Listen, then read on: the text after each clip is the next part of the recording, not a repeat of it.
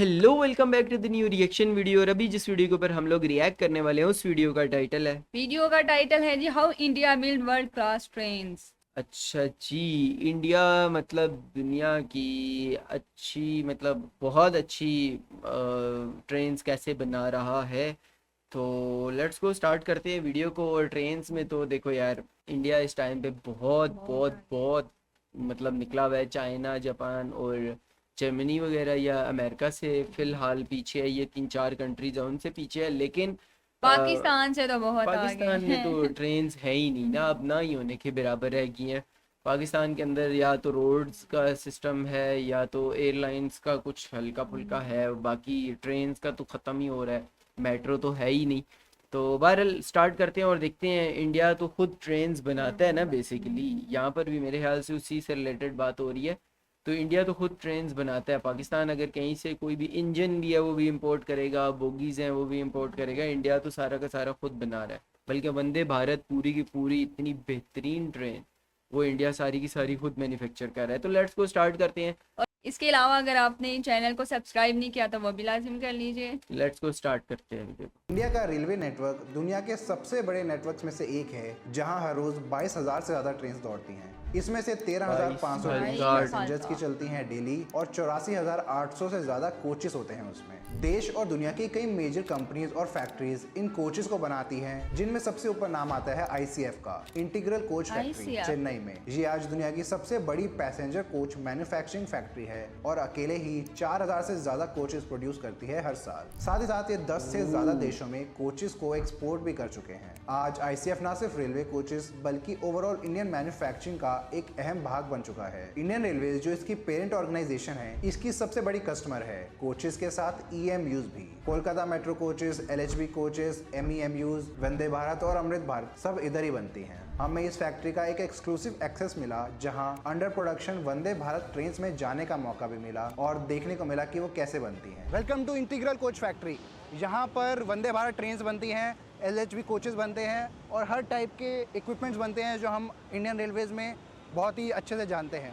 उसके बारे में डिटेल में हम कवर करेंगे आगे इस वीडियो में, तो एंड तक देखना ना भूलें। आईसीएफ के अलावा भी जो रेलवे मैन्युफैक्चरिंग की इंडस्ट्री है इंडिया में, वो काफ़ी तेज़ी से ग्रो कर रही है नई ट्रेन्स और रूट्स के खुलने से। ये हर साल 6,000 से ज़्यादा कोचेस और 800 से ज़्यादा लोकोज बनाते हैं और इस नंबर को और बढ़ाने का प्लान है इंडियन रेलवेज का। ये एक नया चैप्टर लाएगा रेलवेज में जो काफ़ी एक्साइटिंग होने वाला है। लेकिन ये मैन्युफैक्चरिंग देखा जाए तो पाकिस्तान के अंदर इतनी स्पीड से बसेस नहीं बसेज नहीं तैयार बन हो रही, रही हैं इवन जितनी हाँ। लॉन्च होती हैं फिर बंद हो हाँ, जाती हैं तो वही मेट्रो। कह रहा हूँ, बसेस नहीं बन रही और यहाँ पर पूरी पूरी ट्रेन्स बन बेस रही हैं। कैसे सेटअप हुआ, कैसे इंडियन रेलवेज में धीरे धीरे सेल्फ रिलायंस आ रहा है, इस सब के बारे में जानने के लिए हमें थोड़ा पीछे जाना पड़ेगा।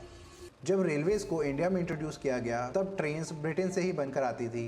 इधर इंजीनियरिंग का जनरल बेस बनना शुरू हुआ 1788 में, जब कलकत्ता में ब्रीन एंड कंपनी एस्टैब्लिश हुई। 1820 में English manufacturing firm Butterley company के फाउंडर्स में से एक English civil engineer William Jessop ने ब्रीन एंड कंपनी को एक्वायर कर लिया और उसका नाम रखा जेसप एंड कंपनी। ये आगे चलकर देश के सबसे इंपॉर्टेंट इंजीनियरिंग फर्म्स में से एक बन पाई। 1832 में इंग्लैंड में ही एक locomotive builder the vulcan foundry limited नाम से एस्टैब्लिश हुई, जिसने इंडिया में इस्तेमाल होने वाले अनेक लोकोमोटिव्स को डेवलप और मैन्युफैक्चर किया। बाद में ये इंग्लिश इलेक्ट्रिक कंपनी के साथ मिलकर लोकोस डेवलप करने लगे। उस समय जो लोकोमोटिव्स की नेमिंग कन्वेंशन एस्टैब्लिश हुई थी, वो आज भी इंडिया में इस्तेमाल होती है, जिसमें गेज, पावर, ट्रैफिक और जनरेशन नंबर मेंशन किए जाते हैं। जैसे एक broad gauge AC current powered passenger traffic वाला फर्स्ट जनरेशन लोकोमोटिव, उसको नाम दिया जाता है WAP1। चेन्नई में आईसीएफ के बनने का महत्व तब समझ आता है जब हम देखें कि देश की पहली रेलवे लाइन भी इधर ही बिछाई गई थी, जो कि तब मैड्रास होता था। 1835 में रेड हिल से चिंताद्रिपेट के बीच ट्रेन चली थी, जो सिर्फ सामान लाने ले जाने का काम करती थी, पैसेंजर्स नहीं। देश की पहली रेलवे कंपनी भी इधर ही स्टैब्लिश हुई, मैड्रास रेलवे कंपनी नाम से। फिर जब बाद में मुंबई से थाने के बीच पहली पैसेंजर रेल लाइन बिछाई great Indian peninsula railway company ने, तब उन्हें स्टीम लोकोमोटिव्स की जरूरत पड़ने लगी। उसके लिए उन्होंने इंग्लैंड से वल्कन फाउंड्री के बनाए लोकोज इंपोर्ट किए। पहली ट्रेन में 400 पैसेंजर्स ने ट्रैवल किया 14 कैरेजेस में, जिसे 3 स्टीम लोकोमोटिव्स कैरी कर रही थी। साहेब अच्छा, देखा जाए तो इंडिया के अंदर ट्रेन्स वाला जो सिस्टम था मतलब इंडिया बनने से पहले ही है, पहले का मतलब ही था। अंग्रेज़ों के दौर का है। तो उस टाइम की कंपनीज स्टार्ट हुई भी थी, उस टाइम की रेलवे नेटवर्क्स वगैरह पहले से पड़े हुए थे, बिछे हुए थे।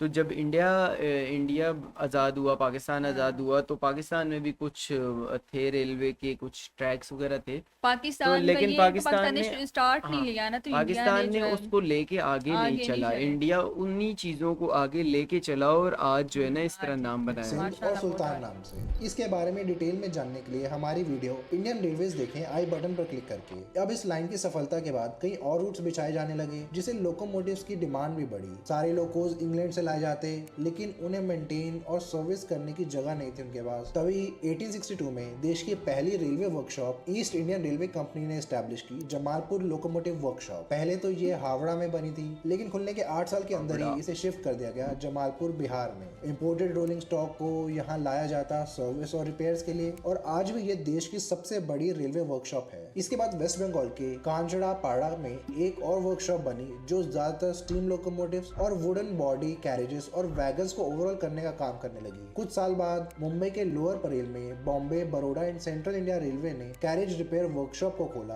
जो पैसेंजर मेन लाइन कोचेस को रिपेयर और ओवरऑल करने लगी। साथ ही व्हील सेट्स और लोकोज भी बनाना शुरू किया कुछ समय बाद। 1890s में रेलवे कंपनीज ने इंग्लैंड के अलावा जर्मनी और यूएसए से भी लोकोज को इंपोर्ट करना शुरू कर दिया, क्योंकि तब ब्रिटिश मैन्युफैक्चरर्स को कुछ दिक्कत का सामना करना पड़ रहा था फैक्ट्रीज में सामान की कमी होने से। इसी दौरान देश में अपनी लोकोमोटिव्स बनाने के बारे में भी सोचा जाने लगा, जो ज्यादा सस्ता भी पड़ेगा इंपोर्ट करने से। तभी 1895 में देश का पहला लोकोमोटिव बनाया गया राजपुताना मालवा रेलवे की अजमेर वर्कशॉप में। इसका डिजाइन लेकिन यूके की डब्स एंड कंपनी ने किया, जो उसका एक F क्लास स्टीम लोकोमोटिव था। सदर्न इंडिया में भी नागापट्टिनम में एक लोको वर्कशॉप चालू हुई, जो बाद में तिरुचिरापल्ली में शिफ्ट कर दी गई। इसका नाम अब है golden rock railway workshop. Jamalpur workshop भी अपने खुद के लोकोज प्रोड्यूस करने लगी इसी दौरान। 1913 में यूके की ब्रेथवेट एंड कंपनी ने अपनी इंडियन सब्सिडरी खोली, जो आज एक इंडियन PSU की तरह काम करती है, जिसमें रेलवे वैगन्स के साथ क्रेन्स और दूसरी मशीन्स भी बनाई जाती हैं। इस तरह से देश में रेलवे मैन्युफैक्चरिंग की शुरुआत हुई। अब तक manufacturing base mainly steam locos और वुडन वैगन्स के लिए बना था, लेकिन जल्दी इलेक्ट्रिक और डीजल लोकोज भी बनने लगी। ये लोकोज कैसे काम करती हैं, इनके बारे में और जानने के लिए आई बटन पर क्लिक करें। जब 1922 में ग्रेट इंडियन पेनिनसुला रेलवे ने अपनी लाइंस को इलेक्ट्रीफाई करना शुरू कर दिया, तब से ही इलेक्ट्रिक लोकोमोटिव्स की जरूरत बढ़ गई। इसके रीजंस थे सह्याद्री पर एक्सप्रेस ट्रेन चलाना, जिनकी स्पीड 137 किलोमीटर तक जा पहुंचे, जो उस समय के हिसाब से भी बहुत तेज थी।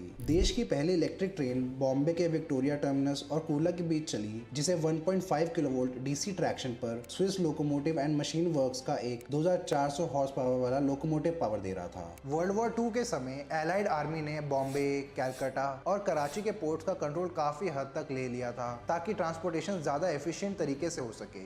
50 जनरल इलेक्ट्रिक के बने बोबो डीजल लोकोज इंपोर्ट किए गए इन पोर्ट्स पर शंटिंग ऑपरेशंस के लिए। इसी दौरान पहले 20 किलोवोल्ट एसी और बाद में 25 kilovolt AC electric locos develop होने लगे, मेजरली फ्रांस में। 25 किलोवोल्ट एक ऐसा ऑप्टिमल पॉइंट पाया गया कि जिससे ज्यादा हायर वोल्टेज प्रोड्यूस करने से बड़ी इंफ्रा कॉस्ट के मुकाबले एफिशिएंसी इतनी नहीं बढ़ती। ज्यादा वोल्टेज वायर्स को ऊंचा बनाना पड़ता है सेफ्टी रीजन से, क्योंकि उसकी बिजली का झटका ज्यादा तेज लगता है और जान जा सकती है लोगों की। इसीलिए 25 किलोवोल्ट को चूज किया गया, जो कि आज तक एक स्टैंडर्ड बना हुआ है। इंडिपेंडेंस के बाद गवर्नमेंट ने रेलवे इक्विपमेंट के इंपोर्ट को कम करने और लोकल मैन्युफैक्चरिंग को बढ़ाने के लिए कई कदम उठाए, जैसे रिपेयर, ओवरऑल, अपग्रेड के लिए और ज्यादा वर्कशॉप्स को एस्टैब्लिश किया गया। इसके साथ ही स्टीम लोकोज का फेज आउट करना शुरू किया।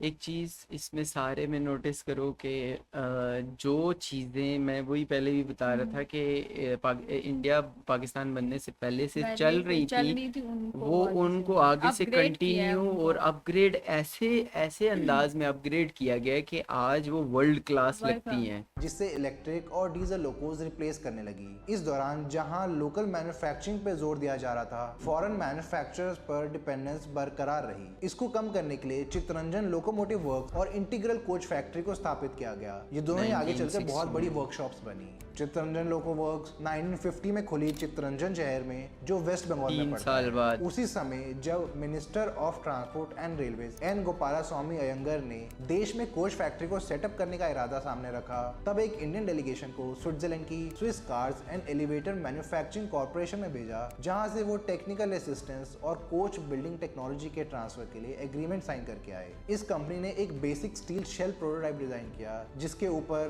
देश में कोचेस बनने शुरू हो पाए। 1951 में तब मद्रास के पेरम्बूर सबर्ब में इसके मैन्युफैक्चरिंग फैक्ट्री ICF को एस्टैब्लिश किया, जिसको सेटअप करने के लिए टूल्स और मशीन्स भी इन्होंने सप्लाई किए थे। 4 साल बाद 1955 में ICF ने अपना पहला कोच प्रोड्यूस किया। ये एक पैसेंजर कोच था जो इंडियन रेलवेज की ज्यादातर लाइंस पर यूज होने लगा। धीरे धीरे ICF ने कोचेस की प्रोडक्शन को काफी हद तक हैंडल करना शुरू कर दिया, जो देश भर में दौड़ने लगी। लेकिन लोकोस को अभी भी मोस्टली इंपोर्ट ही किया जा रहा था, देश में बनाने के ज्यादा उपाय नहीं थे। यूएस की एल्को, जनरल मोटर्स, ब्रिटेन की वर्कन फाउंड्री, इंग्लिश इलेक्ट्रिक, जर्मनी की हेंशेल, क्रॉस मैफाई, जापान की मित्सुबिशी, हिताची और फ्रांस की एस्टम पर इनकी डिपेंडेंसी बनी रही। 1956 में Bharat heavy electricals limited BHEL को स्थापित किया गया, जो रेलवेज के लिए ट्रैक्शन मोटर्स और बाकी इलेक्ट्रिकल इक्विपमेंट्स भी बनाने लगे। इसी दौरान स्टीम इंजन को भी फेज आउट करना शुरू किया गया डीजल और इलेक्ट्रिक के फेवर में, क्योंकि वो ज्यादा एफिशिएंट और कम पॉल्यूशन फैलाते हैं। इलेक्ट्रिक लोकोस के लिए रेलवेज को काफी रूट पर ओवरहेड वायर्स लगानी थी, तो उन्होंने उसके लिए फ्रांस के SNCF के साथ कंसल्टेशन की और उन्हें पाया कि 25 किलोवोल्ट ही बेस्ट इलेक्ट्रिक स्टैंडर्ड होगा देश के लिए, और इसे फिर जल्द ही इलेक्ट्रीफाई करने लग गए। इलेक्ट्रिक लोकोमोटिव्स के अलावा EMUs यानी इलेक्ट्रिकल मल्टीपल यूनिट्स भी बनाई जाने लगी। देश में पहली EMU 1959 में जेसप एंड कंपनी ने बनाई। EMU में एक स्पेशल लोकोमोटिव की जरूरत नहीं होती, हर ट्रेन में कुछ कोचेस के व्हील्स पर मोटर लगाई होती हैं, जो उसे चलाने में काम करती है। एक स्पेशल इंजन की जरूरत नहीं पड़ती स्टार्टिंग में, जैसे आजकल की ट्रेन्स, मेट्रोज वगैरह सब EMUs ही हैं। इसी मॉडर्नाइजेशन के चलते मतलब पूरी ट्रेन अपने जोर पे जाती है। 1960s में, जो कि ब्रिटिश पीरियड से चल रहे थे। स्टीम इंजन्स को भी पूरी तरह से फेज आउट करने का टारगेट से उन्होंने काम शुरू किया और उसके रिप्लेसमेंट के लिए इंपोर्टेड और लोकली बने दोनों तरह के लोकोज इस्तेमाल किए जाने लगे। इंडिया में बने कोचेस की डिमांड धीरे धीरे देश के बाहर से भी आने लगी, जब पहला ऑर्डर उन्हें मिला थाईलैंड से। एक्सपोर्ट शुरू हुई जल्दी, जिससे मैन्युफैक्चरर्स को अपना आउटपुट भी बढ़ाना पड़ा। चित्तरंजन लोको वर्क्स ने भी इसी दौरान देश में डेवलप और बिल्ड होने वाली पहली लोकोमोटिव तैयार की 1956 में। ये WCM5 class 1.5 kilovolt DC electric loco थी, लोकमान्य नाम से। अगले कुछ सालों में उन्होंने ऐसी 21 लोकोस बनाई देश के रेल नेटवर्क के लिए। ये भी एक बड़ी जीत साबित हुई इंडियन इंजीनियरिंग के लिए। 1962 में एल्को ने इंडियन रेलवेज के लिए WDM2 class broad gauge diesel electric locos बनाई, जो देश में यूज होने वाली सबसे सक्सेसफुल लोकोज में से एक बन गई। हालांकि 7 साल बाद एल्को खुद बैंकरप्ट हुई, लेकिन अपने WDM2 डिजाइन को उन्होंने BLW यानी बनारस लोकोमोटिव वर्क्स को दिया अडॉप्ट करने के लिए, और इनकी प्रोडक्शन चलती रही 1998 तक। आज तक 2700 से भी ज्यादा WDM2 लोकोज बनाई जा चुकी हैं, और न सिर्फ इंडिया में बल्कि इन्हें श्रीलंका और बांग्लादेश में भी एक्सपोर्ट किया गया है। इसकी सफलता देखते हुए इसके डिजाइन को कई दूसरे लोकोस को डेवलप करने में भी इस्तेमाल किया गया है। 1960s एक एक्साइटिंग टाइम था रेलवेज के लिए। पहले तो BEML भारत अर्थ मूवर्स लिमिटेड PSU एस्टैब्लिश हुई, जो कुछ टाइप के complete train sets usually EMUs बनाती है, जिसमें मेट्रो भी शामिल है। और इसके 3 साल बाद ICF को उसका पहला एक्सपोर्ट ऑर्डर मिला थाईलैंड से 47 बोगीज का। इसके बाद से ऑर्डर्स की भरमार हो गई उनके पास, और वो आज तक 800 से ज्यादा बोगीज और मेरे ख्याल से इस टाइम के बीच में 90s से 2005-8 के बीच में पाकिस्तान ने भी काफ़ी सारा जो है ना रेलवे का कुछ वो काम चीजें, किया था, हाँ, लेकिन फ्लॉप हो गया था। इंडिया के साथ मिल के ना, मतलब इंडिया से कुछ चीजें परचेज इस तरह की थी। कोचेस को एक्सपोर्ट कर चुके हैं। देश की पहली मेट्रो कोलकाता में जब बनाई जा रही थी, तब उसके लिए ट्रेन्स ICF और BHEL को बनाने का ऑर्डर दिया गया, जो कि पूरी इलेक्ट्रिक बननी थी। ICF ने अपनी 1000 सीरीज को BHEL के साथ मिलकर डेवलप किया 750 वोल्ट DC थर्ड रेल के साथ, यानी इसमें ओवरहेड वायर्स ना होकर ट्रैक्स के साथ तीसरी रेल मौजूद होती है, जिससे पावर ट्रेन तक पहुंचाई जा सकती है। ये one of the first time था कि इंडिया में थर्ड रेल इस्तेमाल हुई हो। इसी समय देश की पहली डेडिकेटेड इलेक्ट्रिक पैसेंजर लोकोस भी बनाई जाने लगी। 1995 में इंडियन रेलवेज ने main line electrical multiple unit यानी MEMU नाम की शॉर्ट और मीडियम डिस्टेंस रूट के लिए 25 किलोवोल्ट AC ट्रेन चलानी शुरू की। उनका प्लान है अब सभी ट्रेन को MEMU से रिप्लेस करने का, स्पेशली लोकोमोटिव वाली इंटरसिटी ट्रेन। MEMUs को मेनली RCF और ICF में बनाया जाने लगा। RCF है rail coach factory Kapurthala Punjab में। अगले कुछ Okay. सालों में प्रोडक्शन को बढ़ाने और नई टेक्नोलॉजीज को डेवलप करने के लिए यूरोपियन, अमेरिकन, जापानीज और कोरियन फर्म्स के साथ जॉइंट वेंचर्स किए कई इंडियन मैन्युफैक्चरर्स ने नई चीजें सीखकर इधर इंप्लीमेंट करना शुरू किया, जिससे इनकी एफिशिएंसी बढ़ी। जब अर्ली 1990s में इंडियन रेलवेज ने नए पैसेंजर कोच डिजाइन को ढूंढना शुरू किया जो आईसीएफ कोच से हल्का, तेज और एग्जिस्टिंग ट्रैक्स पर ही 160 किलोमीटर प्रति घंटे की स्पीड से दौड़ सके, तो German company Linke Hofmann Busch जो एस्टम की सब्सिडरी थी, इसके डिजाइन को चुना गया। इन्हें फिर नाम दिया गया एलएचबी कोच। पहले इन्हें इंपोर्ट किया गया, फिर इनका प्रोडक्शन शुरू हुआ 2002 में कपूरथला आरसीएफ में, जिसके एक साल के बाद इसे मुंबई न्यू दिल्ली राजधानी एक्सप्रेस में इस्तेमाल किया गया। ये इतनी पॉपुलर हुई कि सारे पुराने अच्छा। कोचेस को इससे रिप्लेस कर दिया। अच्छा, ये राजधानी एक्सप्रेस बहुत सारी मूवीज के अंदर, बहुत सारी जगहों पे ना, मतलब ये नाम बहुत ज्यादा सुना हुआ लग रहा है, मतलब काफी फेमस लग रही है ये। और आज 31,000 से भी ज्यादा एलएचबी कोचेस बनाए जा चुके हैं, आईसीएफ, आरसीएफ और एमसीएफ तीनों में मिलाकर, जो देश भर की सारी ट्रैक्स में दौड़ते हैं। अर्ली 2000 में मेट्रो ट्रेन्स पॉपुलर होने लगी, जिससे नई ईएमयूज की डिमांड 7वें आसमान पर जा पहुंची। दिल्ली मेट्रो इसका एक कैटलिस्ट बना, जिसकी सफलता से देश भर में मेट्रो सिस्टम्स अंकुरित होना शुरू हुए। इसीलिए कई कंपनीज को इन्हें बनाने के कॉन्ट्रैक्ट दिए जाने लगे, जिसमें कई जॉइंट वेंचर्स भी शामिल थे इंटरनेशनल कंपनीज के साथ, जैसे जापान की मित्सुबिशी, कोरिया की ह्यूंडई रोटेम और फ्रांस की एस्टम वगैरह। इंडियन कंपनीज इनके साथ टेक्नोलॉजिकल रिलेशनशिप्स बना पाई और नई टेक्नोलॉजीज को अडेप्ट करने में सफल रही। 2012 में यूपी में रायबरेली के पास मॉडर्न कोच फैक्ट्री एमसीएफ को एस्टैब्लिश किया गया, ताकि वो बढ़ती कोचेस की डिमांड को पूरा करने में मदद पहुंचाए। मॉडर्न नीड्स के लिए काफी टाइम से ही मॉडर्न ट्रेन्स बनाने की बात चल रही थी देश में। ऐसी ट्रेन्स जो ज्यादा कंफर्टेबल, फास्ट और फुली एयर कंडीशनड हो। पहले तो इन्हें इंपोर्ट करने का सोचा गया, लेकिन जब आईसीएफ ने गवर्नमेंट को विश्वास दिलाया कि वो इससे आधी कॉस्ट में खुद ही डेवलप कर पाएंगे, तो गवर्नमेंट ने उन्हें एक प्रोटोटाइप बनाने को कहा। उनके पास इतना तो एक्सपीरियंस था कोचेस और ईएमयूज बनाने का कि उन्होंने ये चैलेंज लिया और इस पर काम तेजी से शुरू किया। ये ऐसी पहली सेमी हाई स्पीड ट्रेन बनाना कोई आसान काम नहीं था, जो आईसीएफ ने कई एजेंसीज और कंपनीज के साथ मिलकर इसे डेवलप किया, जिसमें इनके इंजीनियर्स की कमर तोड़ मेहनत लगी। 2018 में इसका प्रोटोटाइप बनकर तैयार था और ट्रायल्स में ये देश की फास्टेस्ट ट्रेन्स बनकर उभरी, जो 180 किलोमीटर प्रति घंटे से दौड़ने की काबिलियत रखती थी। इन सफल ट्रायल्स के बाद इसे अगले साल पहली बार दिल्ली से वाराणसी यार 180 किलोमीटर वंदे भारत, ये पुराने ट्रैक्स के ऊपर इतनी स्पीड बहुत बड़ी चीज है। नहीं तो पूरे पूरे ट्रैक्स बिछाने के पड़ते हैं। बीच नहीं, चलाया गया वंदे भारत नाम से। इसने 8 घंटे में ये सफर पूरा किया, 130 किलोमीटर पर आवर की मैक्सिमम ऑपरेटिंग स्पीड के साथ, और एक नया चैप्टर लिख दिया इंडियन रेलवेज में। तब से आज तक 66 रूट्स में वंदे भारत एक्सप्रेस ट्रेन को चलाना शुरू किया जा चुका है, देश के कोने कोने तक। आईसीएफ कैसे वंदे भारत ट्रेन सेट्स और दूसरे कोचेस को बनाती है, उसका एक्सक्लूसिव टूर करने का मौका मिला हमें आईसीएफ की फैक्ट्री चेन्नई में। Hi guys, welcome to ICF integral coach factory. ये इंडिया का लार्जेस्ट पैसेंजर कोच मैन्युफैक्चरर है, जहाँ पे हर टाइप के कोचेस बनते हैं इंडियन रेलवेज के लिए। आज हमारे पीछे है वंदे भारत ट्रेन्स। वंदे भारत ट्रेन्स पूरी यहीं पर बनाई जाती हैं, स्टार्टिंग से एंड तक। तो आइए हम थोड़ा देखते हैं। हर साल 4000 से ज़्यादा कोचेस बनते हैं और इंडिया के अलावा 10 और कंट्रीज़ में एक्सपोर्ट किए जाते हैं। जैसे ये तो अभी हम वंदे भारत देख सकते हैं, लेकिन जो नॉर्मल कोचेस होते हैं इंडियन रेलवेज़ के, जो एलएचबी कोचेस होते हैं, जैसे आपकी शताब्दी हो गई, एक्सप्रेस ट्रेन हो गई, मेल ट्रेन हो गई, वो सब भी यहीं पे मैन्युफैक्चर होती हैं। यार ये एक काफ़ी अप्रिशिएटिंग मूवमेंट्स हैं, जो कि मतलब हम लोग मिस करते हैं इन चीज़ों को, कि हमारे भी यहाँ शायद कोई ऐसे ऐसे पॉलिटिशियंस या ऐसे लोग आते जो कि इस तरीके से पावर में बैठे हुए हैं, वो चीज़ों को इसी तरीके से आगे लेके चलते। ऐसा नहीं है पाकिस्तान के अंदर सिस्टम नहीं है, लेकिन ये चीज़ें बहुत अप्रिशिएटिंग है कि इंडिया ने जिन चीज़ों को जो जिस तरीके से चलती हुई आ रही थी, उन चीज़ों को ख़त्म नहीं किया, बल्कि उससे आगे बढ़े मैं हैं। सोच रही हूँ 1965 से ही इलेक्ट्रिक ट्रेन बनाना इन्होंने शुरू कर दिया, हाँ, तो तो तब पाकिस्तान क्या कर नहीं, रहा था? पाकिस्तान कुछ भी नहीं कह रहा था। अच्छा, तो मज़े की चीज़ ये है कि अभी ये वाली जो ट्रेन्स बन रही हैं, ये दिखने में वंदे भारत, अब अगर किसी को ना पता हो तो दिखने में बिल्कुल ऐसे ही लगता है जैसे कोई मेट्रो ट्रेन्स हैं, और उनके अंदर फैसिलिटीज़, हमने कुछ वीडियोस वगैरह देखी थी वंदे भारत की, जिसमें उनके अंदर फैसिलिटीज़ वगैरह, सफाई के मामलात, और हर चीज़ का बहुत ख्याल किया किया जाता है, और रखे, मतलब ये चीज़ें बहुत तरतीब से चलाई जा रही हैं।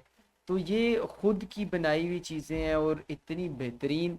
और ये आने वाले टाइम में मुझे ऐसा ही लगता है कि ये दूसरे कंट्रीज़ भी इनसे परचेज़ करेंगे। खैर वैसे पाकिस्तान के अगर कोई ट्रेड का सिस्टम होता तो पाकिस्तान में भी शायद ये वाली ट्रेन चलने लग जाती। बहरहाल ये एक अप्रिशिएटिंग मूवमेंट्स हैं जो कि इंडिया के लिए, जो कि मतलब स्टिल आज तक वर्ल्ड क्लास ट्रेन्स इंडिया खुद बना रहा है। उसके जो इंजन्स वगैरह होते हैं वो खुद बना रहा है, हर चीज़ खुद बना रहा है, कोई चीज़ बाहर से इंपोर्ट नहीं कर रहा। और तो ये एक बहुत अगर बड़ी अगर बात है। इंपोर्ट करते भी हैं तो वो सिर्फ इंसान, मतलब हाँ, बंदे को बुला लेते हैं, उससे कुछ आइडियाज़ वगैरह ले लेते हैं, उनसे कंसल्टेशन ले लेते हैं, उनको पैसा दे देते हैं, लेकिन चीज़ खुद बना खुद रहे हैं। बनाते तो हैं। ये और बहुत अच्छी चीज़ है। खैर आप लोगों का इससे इस पे रिलेटेड क्या क्या राय ओपिनियन है है? वो भी ज़रूर बताइएगा। और तो हम अगर लोग वीडियो पसंद आई है तो please guys like and share and comment करके हम ज़रूर मिलते हैं बताना है। अगली वीडियो में, तब तक के लिए अल्लाह हाफिज़। बाय।